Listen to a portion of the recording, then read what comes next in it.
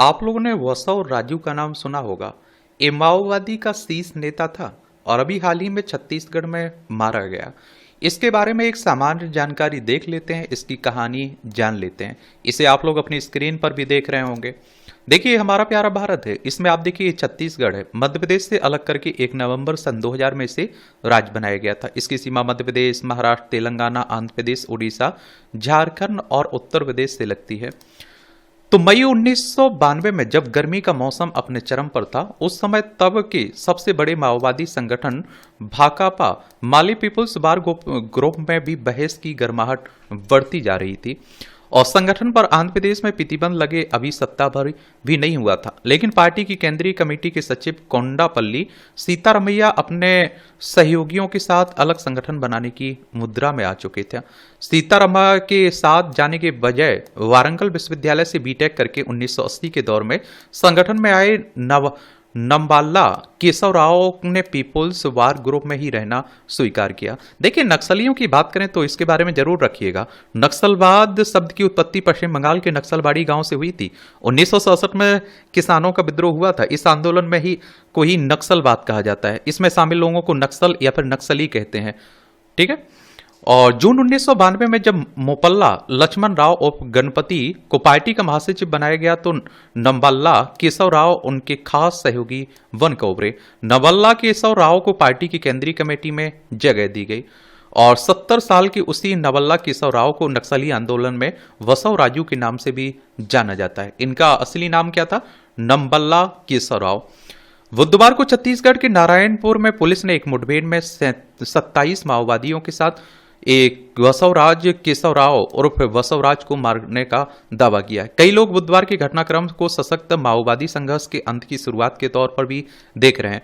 बस्तर के IG police Sundarraj भी कहते हैं कि 2024 में जिस तरीके से सुरक्षा बलों ने नक्सलियों के खिलाफ एक निर्णायक प्रभावी अभियान संचालित किया, उसे 2025 में भी हम लगातार आगे ले जा रहे हैं। इसी का परिणाम है कि माओवादी संगठन का महासचिव, जो सीपीआई माओवादी का पुलित ब्यूरो मेंबर भी है, मारा गया। छत्तीसगढ़ में पहली बार पुलित ब्यूरो और महासचिव स्तर का माओवादी मारा गया है। यह हमारे लिए एक बड़ी उल्लेखनीय उपलब्धि है। केंद्रीय गृह मंत्री अमित शाह ने बुधवार को एक्स पर पोस्ट किया कि नक्सलवाद को खत्म करने की लड़ाई में एक ऐतिहासिक उपलब्धि। आज छत्तीसगढ़ के नारायणपुर में एक ऑपरेशन में हमारे सुरक्षा बलों ने 27 खूंखार माओवादियों को मारा, जिनमें सीपीआई माओवादी के महासचिव, शीर्ष नेता और नक्सल आंदोलन की रीढ़ नवल्ला केशव राव उर्फ वसवराज भी शामिल था। 1.5 करोड़ का कहते हैं इस पर इनाम था। इंजीनियर से माओवादी। हैदराबाद से लगभग 720 किलोमीटर दूर जियन्नापेट गांव है, जिसका मुख्यालय श्रीकाकुलम से लगभग 50 किलोमीटर दूर है। इस छोटे से गांव के शिक्षक वासुदेव राव की इलाके में अपनी प्रतिष्ठा थी। गांव के बुजुर्गों से बात करते तो वो वासुदेव राव के कई किस्से सुनाते। वासुदेव राव के बेटे नवल्ला केशव राव के भी हैं बसवराज राजू। अपनी 3 बेटियों और 2 बेटों को वासु राव ने अच्छी शिक्षा देने की कोशिश की। वासुदेव राव के दोनों बेटे ढिल्लेश्वर राव और केशव राव पढ़ने में तेज थे और ताला गांव से हाई स्कूल और तेक्काली जूनियर कॉलेज से इंटरमीडिएट की पढ़ाई करने के बाद वासुदेव राव ने अपने बेटे केशव राव को वारंगल के इंजीनियरिंग कॉलेज में दाखिला दिलाया। लेकिन बीटेक की पढ़ाई करने के दौरान ही केशव राव के रेडिकल स्टूडेंट्स यूनियन से जुड़ने और सामाजिक आंदोलनों में सक्रिय होने की खबरें गांव तक पहुंचने लगी। केशव राव के खिलाफ कुछ मामले भी पुलिस में दर्ज हो चुके थे। श्रीकाकुलम के सामाजिक कार्यकर्ता कुना श्री विकास कहते हैं कि एमटेक में केशव ने दाखिला जरूर लिया, लेकिन उसका अधिकांश समय राजनीतिक गतिविधियों में ही गुजरने लगा था और उसने सीपीआई लिबरेशन के लिए काम करना शुरू किया और फिर जल्दी ही भूमिगत हो गया। भाई ढिल्लेश्वर राव पर घर की जिम्मेदारी थी, वो बंदरगाह में अच्छे पद पर थे, लेकिन केशव राव के बारे में फिर कभी कोई खबर नहीं मिली।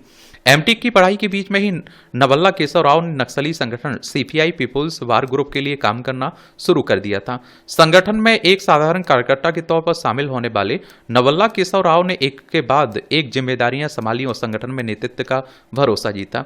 हर जिम्मेदारी इलाके के साथ केशव राव का नाम बदलता जाता था। गगन्ना, प्रकाश, कृष्णा, विजय, केशव, वीआर, प्रकाश, दरफा नरसिम्हा रेड्डी, आकाश नरसिम्हा और वसवराज राजू। लेकिन 1992 में जब पीपुल्स वार ग्रुप टूट की कगार पर था, तब गणपति के साथ खड़े केशव राव को केंद्रीय कमेटी के सदस्य के रूप में मिली जिम्मेदारी ने संगठन में महत्वपूर्ण बना दिया। सेंट्रल कमेटी और पोलित ब्यूरो में कैसे मिली जगह इसे? तो 1992 में पीपुल्स वार ग्रुप की केंद्रीय कमेटी के सदस्य चुने जाने के बाद केशव राव ने माओवादी संगठन में लंबे समय तक स्पेशल गुरिल्ला स्क्वाड की कमान संभाली। हथियार से लेकर प्रशिक्षण तक की कमान संभालने वाले केशव राव को इस दौरान अविभाजित आंध्र प्रदेश, महाराष्ट्र और अविभाजित मध्य प्रदेश में संगठन के विस्तार की जिम्मेदारी सौंपी गई। माओवादियों के दस्तावेज बताते हैं कि संगठन में गुरिल्ला स्क्वाड की शुरुआत भले ही 1994-95 में हुई हो, लेकिन मई 1999 के आसपास सेंट्रल गुरिल्ला स्क्वाड को भंग कर प्लाटून, लोकल गुरिल्ला स्क्वाड और स्पेशल गुरिल्ला स्क्वाड की शुरुआत हुई थी। माओवाद, नक्सलियों को ही माओवाद कहते हैं, माओवादी, ठीक है। इस दौर में पहली बार सैन्य और आप देखते हैं कि संगठन, इसमें आप देखिए संगठनात्मक कार्यों के लिए अलग अलग दलों का गठन किया गया। इस दौरान केशव राव ने केंद्रीय सैन्य आयोग के प्रभारी के तौर पर काम किया। साल 2000 में माओवादी संगठन ने पीपुल्स लिबरेशन गुरिल्ला आर्मी का गठन किया। यही वो दौर था जब केशव राव को संगठन की सर्वोच्च कमेटी यानी पोलित ब्यूरो में जगह मिली। इस दौरान देश के अलग अलग हिस्सों में होने वाले माओवादियों की हिंसक कार्रवाइयों में केशव राव का नाम जुड़ता गया। उन पर अलग अलग राज्यों और केंद्रीय संगठनों की ओर से घोषित इनाम की रकम भी बढ़ती चली गई। पिछले ही महीने छत्तीसगढ़ सरकार ने सेंट्रल कमेटी के महासचिव और पोलित ब्यूरो के सदस्य पर 1-1 करोड़ का इनाम घोषित किया। एनआईए से लेकर सीबीआई और अलग अलग राज्य सरकारों ने केशव राव पर जो इनाम घोषित किया, उसे मिलाकर उसके सिर पर घोषित इनाम की रकम 1.5 करोड़ रुपए से अधिक पहुंच गई है। बड़े हमलों में हाथ। पुलिस के एक अधिकारी बताते हैं कि केशव राव ने पहली बार आंध्र प्रदेश में 1987 में पूर्वी गोदावरी में हुए हमले का नेतृत्व किया। इस हमले में एक पुलिस अफसर समेत 6 पुलिसकर्मी मारे गए थे और अधिकारी दावा करते हैं कि इसके बाद केशव राव की क्रूरता और हिंसा की घटनाएं अब पुलिस दस्तावेजों का हिस्सा है। 10 अप्रैल 2010 को दंतेवाड़ा में 76 जवानों की हत्या का मामला हो या फिर 23 मई 2013 को दरभा घाटी का झीरम हत्याकांड, हर बड़ी घटना में केशव राव की मुख्य भूमिका मानी जाती है। झीरम घाटी में कांग्रेस के शीर्ष नेताओं समेत 27 लोग मारे गए थे। पुलिस का मानना है कि केशव राव ने ऑपरेशन के लिए निकली सुरक्षा बलों की टीमों को घेरने के लिए तरह तरह के ट्रैप बनाने की नई नई तकनीकें निकाली थी। एक अधिकारी बताते हैं कि 2018 में अराकू में हुए हमले में आंध्र प्रदेश के विधायक केदारी सर्वेश्वर राव, पूर्व विधायक सियूरी सोमा की हत्या के मामले में भी केशव राव को ही जिम्मेदार माना गया। 2019 में गढ़चिरौली में 15 कमांडो समेत 16 लोगों की हत्या का रणनीतिकार केशव राव ही था। आंध्र के तब के मुख्यमंत्री चंद्रबाबू नायडू पर जानलेवा हमले के पीछे भी केशव राव ही था। उड़ीसा और छत्तीसगढ़ में जेल पर हुए हमले को अंजाम देने का जिम्मा भी केशव पर ही था। संगठन में कैसे शीर्ष पर पहुंचा बसव राजू? इधर 2009 में कोबाड़ घांडी और 2010 में पोलित ब्यूरो के सदस्यों में से एक विजय दा उर्फ नवीन प्रसाद उर्फ नारायण सन्याल की गिरफ्तारी ने संगठन के सामने कई तरह के संकट खड़े कर दिए। इस बीच जुलाई 2010 में सीपीआई माओवादी के प्रवक्ता चेरुकुरी राजकुमार उर्फ आजाद और नवंबर 2011 में कोटेश्वर राव उर्फ किशन जी के मारे जाने के बाद माओवादी संगठन में केशव राव की पकड़ और मजबूत होती चली गई। बीमार और बूढ़े सीपीआई माओवादी के महासचिव मोपल्ला लक्ष्मण राव उर्फ गणपति ने जब संगठन के पद से मुक्ति की अपील की तो स्वाभाविक रूप से केशव राव सीपीआई माओवादी की कमान संभालने वालों में से सबसे प्रमुख दावेदार हो चुके थे। 2018 में नावाल्ला केशव राव उर्फ बसवराजू को पार्टी का महासचिव बनाया गया। अधिकांश मार्क्सवादी और माओवादी संगठनों के में अध्यक्ष या फिर उपाध्यक्ष का पद नहीं होता, महासचिव की ही संगठन का सर्वोच्च पद होता। और आप देखते हैं कि इस तरह बीटेक की पढ़ाई करने वाले केशव राव माओवादी संगठन में एक सामान्य कार्यकर्ता से लेकर माओवादियों के महासचिव तक पहुंच गए। 27 साल तक सेंट्रल कमेटी और 18 सालों तक पोलित ब्यूरो के सदस्य के रूप में काम कर चुके केशव राव को महासचिव बनाए जाने की घोषणा करते हुए सीपीआई माओवादी केंद्रीय कमेटी के प्रवक्ता अभय ने तब केशव राव के बारे में कहा था, ठोस तौर पर कहें तो 1992 के बाद सामूहिक नेतृत्व के रूप में विकसित केंद्रीय कमेटी में एक महत्वपूर्ण कॉमरेड कैंप में रहते हुए वो अभी महासचिव के रूप में विकसित हुए। माओवादी संगठन का संकट तो नवल्ला केशव राव ने संगठन की कमान ऐसे समय संभाली जब सरकारी दस्तावेजों में दर्ज लाल गलियारा सिमट चुका था और बस्तर एकमात्र आधार इलाका बचा। अविभाजित मध्य प्रदेश के दौर में भाकपा माली पीपुल्स वार से जुड़े माओवादियों के दंड कारण जोन में 5 डिवीजन थे।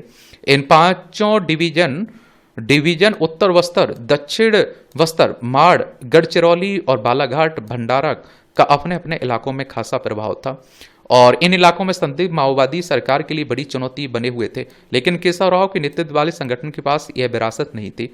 इस स्थिति में भी केशव राव ने संगठन को विस्तार देने की कोशिश की। 2016 में बनाए गए एमसी जोन यानी महाराष्ट्र, मध्य प्रदेश, छत्तीसगढ़ जोन को मजबूती देते हुए मध्य प्रदेश के मंडला और बालाघाट में फैले कान्हा नेशनल पार्क और छत्तीसगढ़ के कबीरधाम के भौरम देव अभ्यारण्य के इलाके को मिला यह केवी डिवीजन बनाया गया।